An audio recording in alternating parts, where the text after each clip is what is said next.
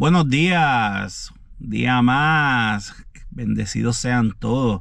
Aquí para enfermería hoy desde un ratito en el parking antes de empezar a trabajar. Así que voy a estarle contestando una pregunta a un futuro enfermero que está interesado en trabajar en el área de hemodiálisis, una de las áreas más bonitas que hay, que está en crecimiento, y bastante bien remunerado. En Puerto Rico hay varias compañías que dedican, ¿verdad?, a tener centros de hemodiálisis.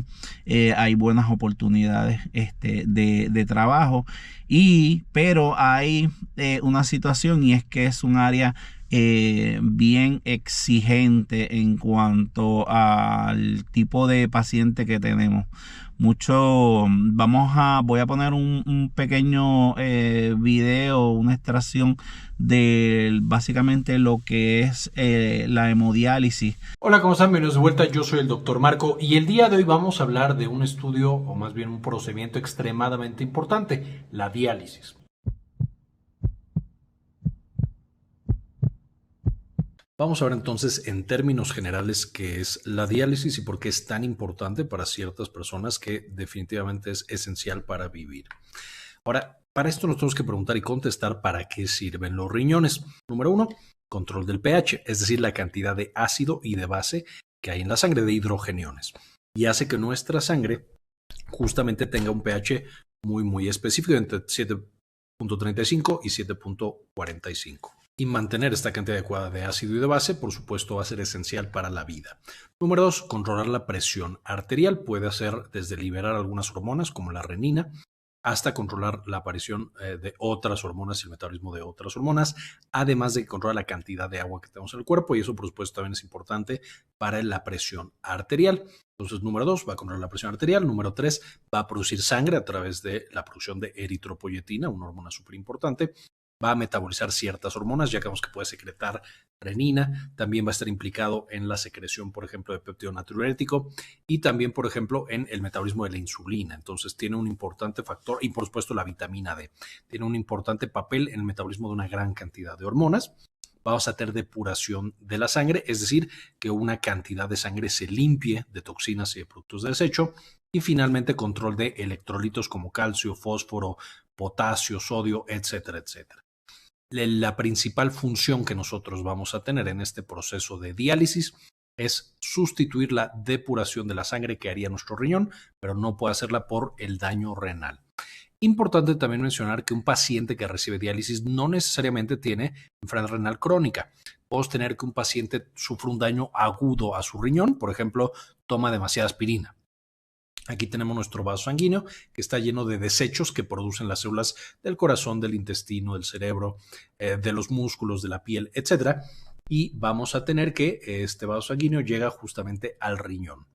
Y en el riñón, si nosotros le hiciéramos otro acercamiento, llega a la unidad funcional del riñón, que es la nefrona. Es decir, el vaso sanguíneo se va haciendo cada vez más chiquito, se va bifurcando cada vez más y llega a este pequeñísimo, de la arteria renal, a este pequeñísimo glomérulo. Y aquí esencialmente va a ser un filtro. La sangre va a pasar a través de este filtro con mucha presión. La mitad se va a ir hacia estas partes que son los túbulos y la otra mitad va a seguir por los vasos sanguíneos. Y finalmente esto va a separar literalmente la cantidad de sangre a la mitad. Y entonces una gran cantidad de los desechos ya se quedan en este túbulo. Otra todavía queda en los vasos sanguíneos y entonces estas células que están acá pegados a los túbulos todavía tienen que agarrar más productos de desecho y meterlos en los túbulos. Y a su vez los túbulos, si se eliminó algo que nosotros no queríamos, tiene que volver a meterlo al vaso sanguíneo. Sin embargo, los principales que afectan la vida de las personas, que si no los quitamos de la sangre van a matar prácticamente a nuestro paciente, van a ser estos que tenemos aquí. Principalmente agua, literal demasiada agua puede ser muy malo para la salud de estos pacientes. El ácido, demasiado ácido, también va a destruir, por supuesto, las proteínas y las células de nuestro cuerpo. El potasio y la urea o BUN, es decir, productos nitrogenados que también pueden llegar y ser tóxicos. Ahorita vamos a ver con un poquito más de detalle. Ya quedamos que nosotros tenemos que los desechos usualmente pasan por el riñón, pasan por la nefrona y la nefrona funciona un poquito como una membrana en la cual va a jalar todas las cosas malas y las va a mandar a la orina, y todo lo bueno queremos que se quede, lo va a jalar y lo va a mandar justamente al vaso sanguíneo. Es lo más eficiente, lo mejor que podemos tener. Pero cuando ya no tenemos nefronas, porque el paciente tiene enfermedad renal crónica, vamos a copiar un poquito este mecanismo. Vamos a tener el vaso sanguíneo, que por supuesto está, como que vamos, lleno de desechos. Vamos a tener una membrana, que esta membrana puede ser natural, por ejemplo, el peritoneo del paciente, o puede ser sintética, es decir, como una máquina para hemodiálisis. Y vamos a tener una cavidad en la que hay un líquido muy especializado llamado dializado. Este líquido dializado justamente va a tener características muy especiales para jalar productos de desecho, para un poco como chuparlos cuando se pone en contacto con la sangre, y la membrana es lo que nos va a permitir el intercambio entre una y otra. Importante mencionar, esta membrana es una membrana semipermeable, es decir, va a permitir que algunas cosas pasen, pero no otras. Esto es muy importante y copia un poco la función del riñón. Sin embargo, también si vea que lo que pasa de un lado para otro, lo puede pasar también de regreso. Si nosotros tenemos muchos productos de desecho, y eso es justamente lo que va a suceder, aquí tenemos nuestra sangre llena de productos de desecho. Estos productos de desecho, cuando son expuestos, cuando se ponen en contacto con la membrana, por ejemplo, membrana peritoneal o membrana de hemodiálisis, y después el líquido de dializado o el líquido de diálisis, va esencialmente a jalar todos estos productos de desecho. Pues van a empezar a transportarse de aquí para acá. Evidentemente eso va contaminando nuestro líquido de diálisis. Conforme va avanzando este proceso, justamente se siguen moviendo de un lado a otro hasta que, por supuesto, están en equilibrio.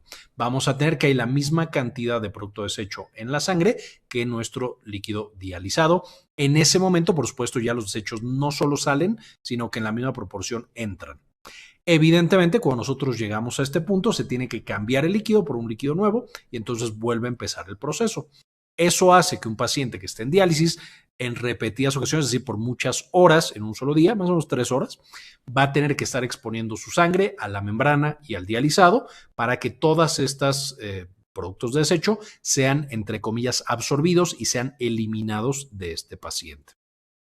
Es importante entonces entender que, uno, mientras más rápido se acumulen estos productos de desecho, más frecuentemente voy a necesitar la diálisis.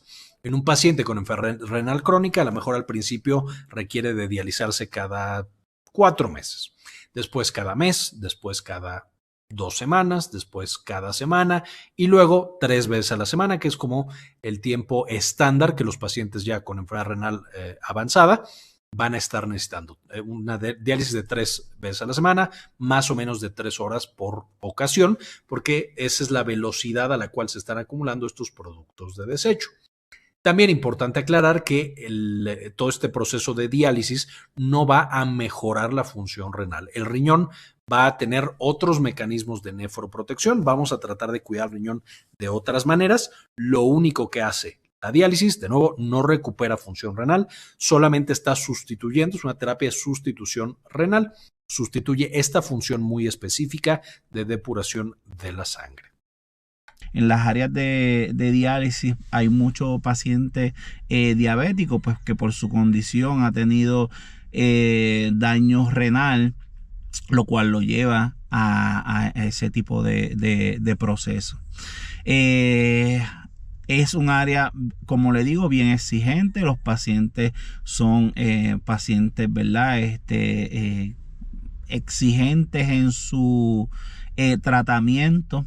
Debemos recordar que tenemos un paciente que va a estar alrededor de 4 horas, 3 veces a la semana, conectado a una máquina que le está extrayendo y devolviendo la sangre en un proceso de limpieza, de ultrafiltración. Así que no es fácil ni para el paciente y a veces no es fácil tampoco para el enfermero por la exigencia que lleva. Las funciones de un enfermero en el área de diálisis y resumiéndolo un poco, tenemos este paciente que se va tratando, nuestra base es su peso inicial, que es lo que le dicen el peso seco, y es como determinamos cuánta acumulación de líquido ha tenido este paciente. Así que cada vez que el paciente va a una de sus citas de diálisis, se le toma el peso antes y después de tomar la diálisis. Y eso verificamos con el récord médico que nos tiene lo que es el peso base, el peso seco del paciente. Allí pues se prepara, el enfermero está encargado, tiene 2 turnos de paciente, ¿verdad? Turno en la mañana y turno en la tarde. Normalmente atienden a 5 pacientes al día, o 4 por la mañana y 3 por la tarde, o 4 por la tarde y 3 por la mañana, en casos normales. Hay casos en que, como le digo, pueden ser menos, como pueden ser más, pero se supone que lo ideal sean de 3 a 4 pacientes nada más. Así que conectamos por la mañana nuestros 4 pacientes y ya al segundo turno, más o menos a la 1 de la tarde, se conectan los otros 3 pacientes, los cuales los reciben el segundo turno. Normalmente el horario en los centros de diálisis comienza de 5 a 5:30 de la mañana, y hay 3 turnos. Hay 2 turnos de enfermería y 3 turnos de pacientes. El enfermero se encarga de básicamente tomar esos pesos, tomar esos signos vitales, y esos signos vitales se van a estar tomando a los pacientes mientras se está dializando cada 15 minutos. Entonces, por la tendencia de los pacientes y por el tipo de proceso, a que pueda hacer que el paciente caiga en una hipotensión. Tenemos que estar bien pendientes a ese tipo de reacciones. Hay que estar evaluando constantemente el estado general del paciente, y hay que revisar los accesos vasculares. El adiestramiento que recibe un enfermero, yo tengo constancia de por lo menos de Fresenius, pero el adiestramiento que reciben el enfermero es un adiestramiento bastante fuerte, es un adiestramiento completo. Termina adiestrado para casi todas las situaciones que te vas a encontrar con un paciente. Al final del adiestramiento del enfermero, se toma básicamente una reválida. Es un examen que básicamente es una reválida. Debes de pasarlo para comenzar a trabajar. De no pasar ese examen, se te da una oportunidad de volver a aclarar las dudas que tengas, y estás un tiempito más y vuelves y tomas el examen. De no pasar ese examen, que le dicen la reválida, pues no estarías trabajando para la compañía. Posteriormente del adiestramiento y haber pasado el examen, pasas a uno de los centros el cual te asigne, y allí pues vas a estar bajo shadow un par de semanas, y eso quiere decir que vas a estar trabajando con otro enfermero hasta que entiendas que puedes hacer tu trabajo de manera autónoma.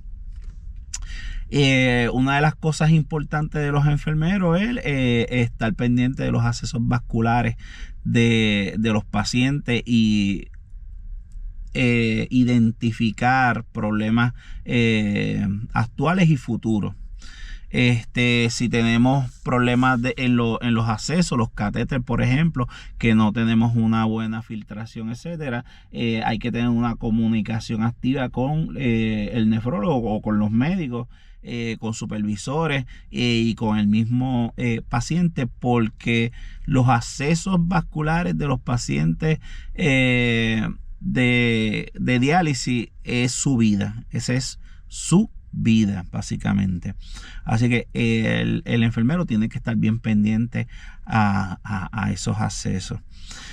En el adiestramiento se te da, se te enseña las máquinas que vayan a tener los centros. Si tienen más de un tipo de máquinas, normalmente siempre tienen la misma máquina, la más moderna, pero se te enseña a usar esa máquina y los troubleshooting, que quiere decir los problemas que puedes tener con la máquina al momento. Se te enseña hasta cómo usar la manual en casos de que se vaya la luz por un tiempo prolongado, porque la máquina tiene su batería, es autónoma, pero suponiendo que haya un desperfecto con la batería, pues tiene manera de la máquina hacerla de forma manual.